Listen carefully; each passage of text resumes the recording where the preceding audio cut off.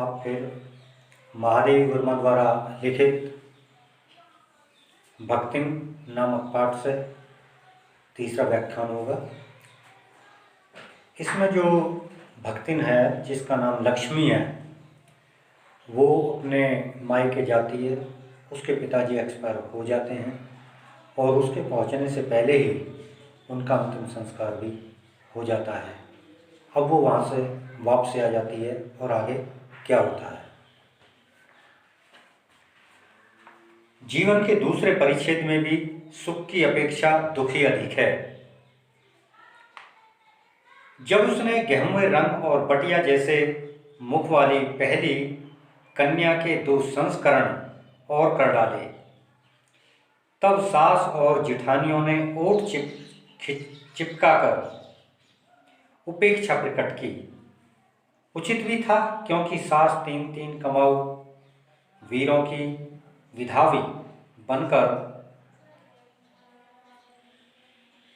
मचिया के ऊपर विराजमान पुराखिन के पद पर अभिषिक्त हो चुकी थी और दोनों जिठानियां काक भुसंडी जैसे काले लालों की क्रमबद्ध सृष्टि करके इस पद के लिए उम्मीदवार थीं। छोटी बहू के लीक छोड़कर चलने के कारणों से दंड मिलना आवश्यक हो गया। लक्ष्मी जी थी, लक्ष्मी नाम था उसका। वो घर में जो है तिरस्कार की पात्र बनी हुई थी। उसकी जिठानियां भी जो उसे ताने देती थी, क्योंकि अब उसके पास 2 पुत्रियां हो चुकी थीं।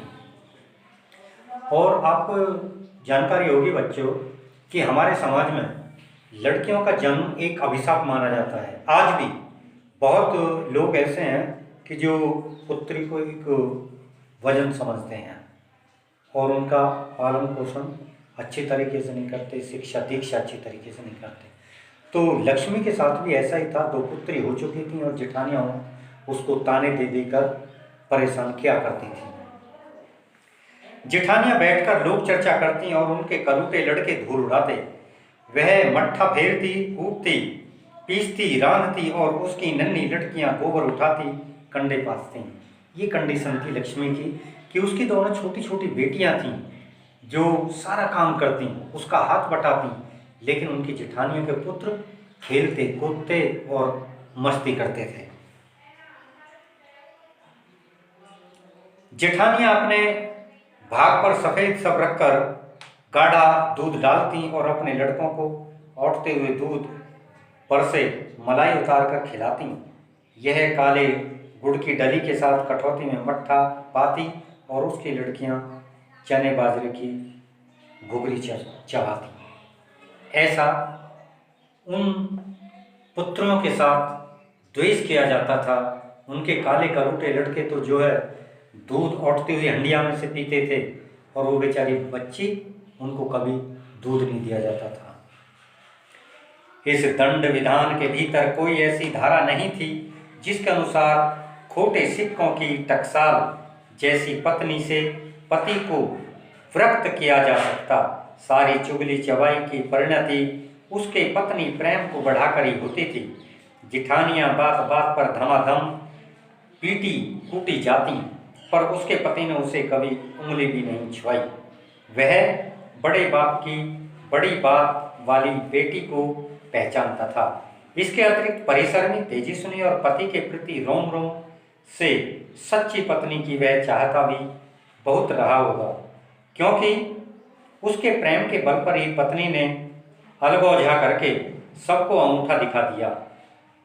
काम वही करती थी, इसलिए गाय भैंस, खेत खलियान, अमराई के पेड़ आदि के संबंध में उसी का ज्ञान बहुत बड़ा चढ़ा था। उसने छांट छांट कर ऊपर से असंतोष की मुद्रा के साथ और भीतर से पुलकित होते हुए जो कुछ लिया वह सबसे अच्छा भी रहा। साथ ही परिसर में दंपति के निरंतर प्रयास से उसका सोना बन जाना भी स्वाभाविक हो गया। वैसे लक्ष्मी जो थी काम में निपुण थी, वह किसी काम करने में सक्षाती नहीं थी, लेकिन उसकी जिठानियां काम करने में सक्षाती थी और वो अपने पतियों द्वारा रोजाना पिटाई की जाती थी। लेकिन लक्ष्मी कभी भी अपने पति से किसी भी काम के ऊपर पिटी नहीं थी। क्योंकि वो मेहनती थी और काम से पीछे नहीं हटती थी।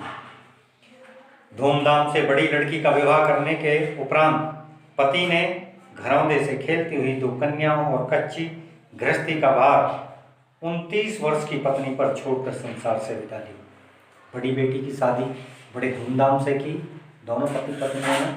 उसके बाद छोटी बेटी की भी शादी करने के बाद उसका पति जो इस संसार को छोड़कर चला गया। उस समय लक्ष्मी की मात्र 29 वर्ष की अवस्था थी। जब यह मरा तब उसकी अवस्था 36 वर्ष से कुछ ही अधिक रही होगी। पर पत्नी आज उसे बड़ो कहकर स्मरण करती है। भक्तिन सोचती है कि जब वह बूढ़ी हो गई तब क्या परमात्मा के यहाँ वे भी न बुढ़ा गए होंगे, अतः उन्हें बुढ़ऊ न कहना उनका घोर अपमान है।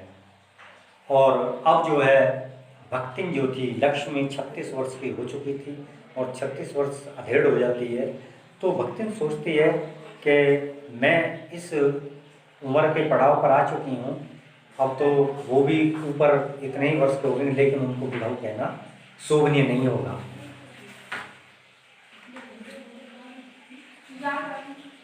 हाँ, तो भक्तिन के हरे भरे खेत, मोटी ताजी गाय भैंस और फलों से लदे पेड़ देखकर जेठ जेठौतों के मुंह में पानी भराना स्वाभाविक ही था।